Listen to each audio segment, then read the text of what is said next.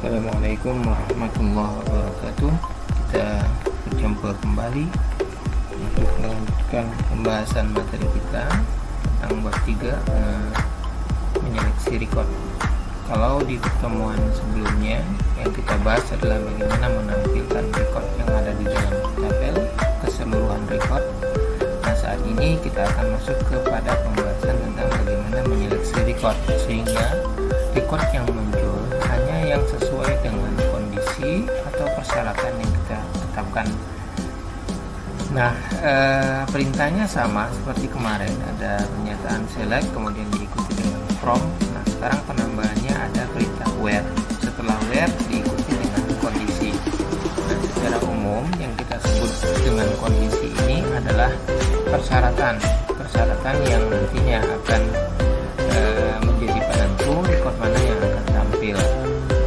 Persyaratan atau kondisi ini biasanya terdiri dari kolom atau field yang terdapat di dalam tabel, kemudian ekspresi, ya, kemudian ada operator atau kondisi pembanding dan seterusnya. Kita akan bahas satu persatu di materi berikut ini. Silakan kita buka aplikasinya, kita login ke aplikasi kita. Baik, pastikan kita sudah login ke user HR seperti yang tertera di sini. Kita menggunakan user HR karena hanya di user ini yang memiliki tabel dalam record yang banyak.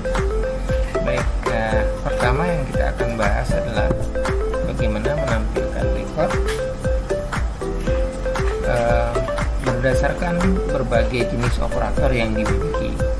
Ya, operator yang dimaksud di sini pertama kita akan bahas berdasarkan operator pembanding. Operator pembanding ini adalah berupa simbol.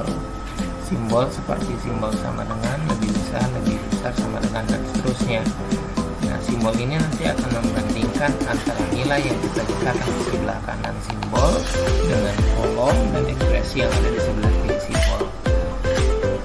Sebagai contoh, misalnya di sini yang akan kita tampilkan adalah misalnya kita lihat di tabel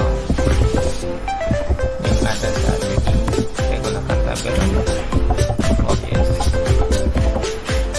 Ya, kita coba tampilkan recordnya tabel employees. Oke, ini record yang ada di dalam tabel employees.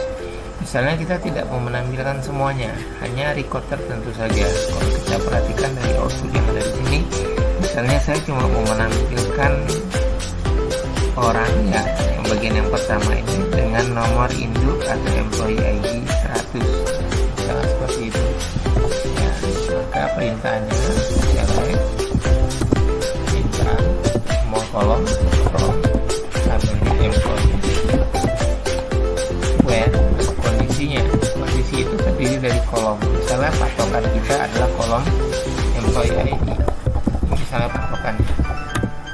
Kemudian kita mau mencari yang nilainya sama dengan yang ada di sini. Kita gunakan simbol sama dengan misalnya. Lalu tuliskan berdasarkan nomor induk. Kita lihat dari tabel, ya, dari tabel yang kelihatan di sini hasilnya. Kita misalnya mau tampilkan yang nomor 100. Nah, tinggal tuliskan di sini angka 100. Kemudian dijalankan. Nah, record yang tampil adalah yang sesuai dengan kondisi tersebut.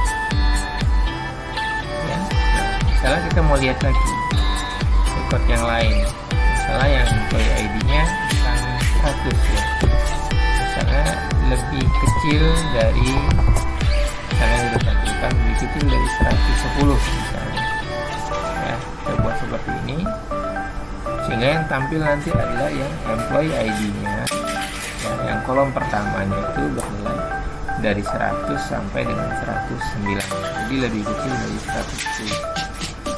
Nah, bagaimana kalau misalnya yang kita tampilkan itu bukan angka? Di contoh ini nilainya berupa angka. Kalau yang kita tampilkan bukan berupa angka, maka nilainya dituliskan dengan menggunakan tanda kutip.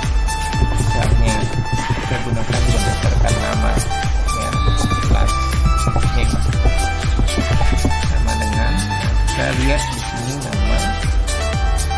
Saya ambil dari kolom last name. Misalnya saya ambil record yang pertama, pakai namanya King, ya. saya jalankan. Di sini tercantum recordnya tidak ada. Kenapa tidak ada?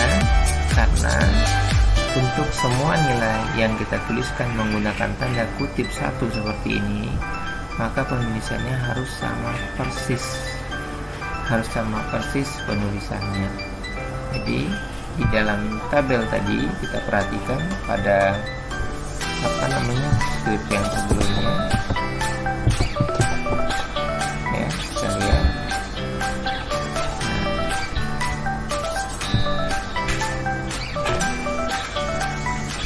Kita perhatikan script yang sebelumnya.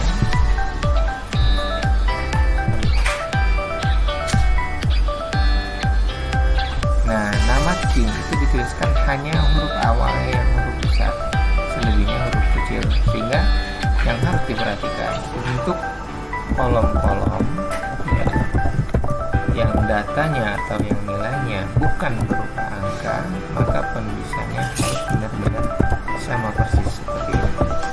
Ya, tidak boleh berlebih spasinya, tidak boleh misalnya karakternya berbeda, jadi harus sama. Nah, barulah record yang bersangkutan akan ditampilkan. Nah, ya, jadi itu kalau kita menggunakan simbol sama dengan. Oke. Kemudian kita lanjut lagi ya, untuk penggunaannya. Contoh yang lain misalnya saya contohkan berdasarkan salary. Salary itu ya tanggapan gaji. Gajinya misalnya yang kita tampilkan semua yang gajinya 10.000. Nah, kalau untuk angka number ini boleh menggunakan tanda kutip, boleh tidak. Tapi kalau dia bukan angka, bukan number, harus menggunakan tanda kutip saja. Oke, kita lihat. Nah, ini semua record yang salarinya nilainya 10.000. Ya, baik. Selanjutnya kita lihat lagi ke modul. Perhatikan. Jadi selain simbol-simbol tadi, ada juga kondisi perbandingan. Ya, misalnya penggunaan between ini nanti akan ada dua nilai yang kita letakkan. Nilai pertama yang di sini harus lebih kecil dari nilai yang kedua. Ini between. Kemudian ada in, ada like, ada is. Nah, kita contohkan satu persatu penggunaannya. Baik, misalnya yang berikutnya kita akan tampilkan record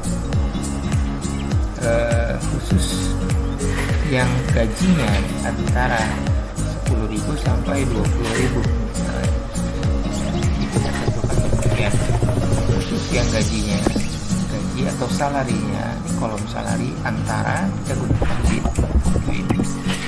Gaji yang pertama kita tentukan 10.000. Gaji yang kedua adalah 20.000. Kita lihat recordnya.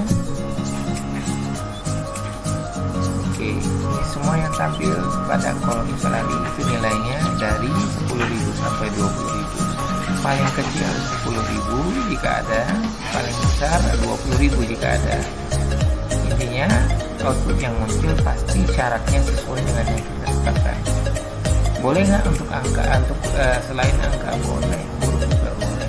Misalnya kita mau menampilkan yang berdasarkan abjad nama, bisa juga misalnya first name. Nah, first name kita mau lihat ada nggak orang-orang yang namanya antara.